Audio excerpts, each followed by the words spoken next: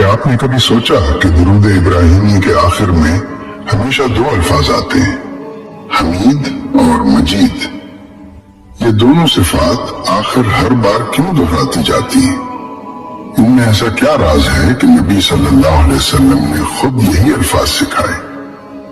آج ہم اسی روحانی راز کو کھولیں گے جو شاید آپ نے پہلے کبھی نہ سنا ہو۔ درود ابراہیمی کے آخر میں جب ہم کہتے ہیں انک حمید مجید تو بظاہر یہ صرف دو الفاظ لگتے ہیں، لیکن حقیقت میں یہ درود کی روح اور قبولیت کی ضمانت ہے۔ ایک، اللہ کی صفت حمید، شکر اور تعریف کا مرکز۔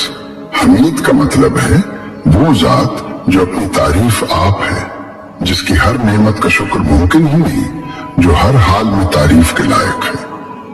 درود پڑھتے ہوئے جب ہم حمید کہتے ہیں تو ہم اعلان کرتے ہیں کہ یا اللہ، ہم جس رسول پر درود بھیج رہے ہیں اس کا مقام بھی تیری ہی عطا کردہ عزت ہے، یعنی درود میں تعریف خدا چھپی ہوئی ہے۔ دو، اللہ کی صفت مجید، عظمت اور شان کی بلندی۔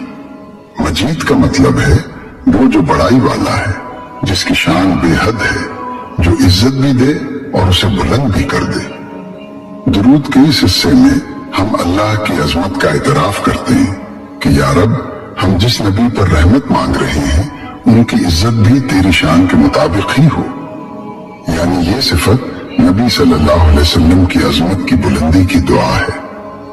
تین، یہی دو صفات کیوں؟ درود ابراہیمی میں نہ رحیم آیا، نہ کریم، نہ کوئی اور صفت، صرف یہ دو، حمید اور مجید۔ کیوں؟ کیونکہ حمید تعریف کو سمیٹ لیتا ہے اور مجید عظمت کو سمیٹ لیتا ہے۔ تعریف پس عظمت، درود کی مکمل روح، یعنی اے اللہ، ہم تیرے محبوب صلی اللہ علیہ وسلم کے لیے ایسی رحمت اور ایسی برکت مانگتے ہیں جو تیری تعریف اور تیری شان کے لائق ہوں۔ چار، درود کی قبولیت کا راز۔ جب ہم اللہ کی صفات کا ذکر کرتے ہیں، اللہ دعا واپس نہیں کرتا، اسی لیے درود کے آخر میں ان دونوں صفات کو رکھا گیا تاکہ درود بے حد قبول ہو جائے۔ پانچ، اللہ کی حمد، نبی صلی اللہ علیہ وسلم کی عزت، کامل درود۔ یہ دو صفات دراصل ہمیں یہ سبق دیتی ہیں کہ نبی صلی اللہ علیہ وسلم کی شان بلند کرنا، اللہ کی تعریف بیان کرنا، دونوں ایک ہی درود میں اکٹھے ہو جاتے ہیں۔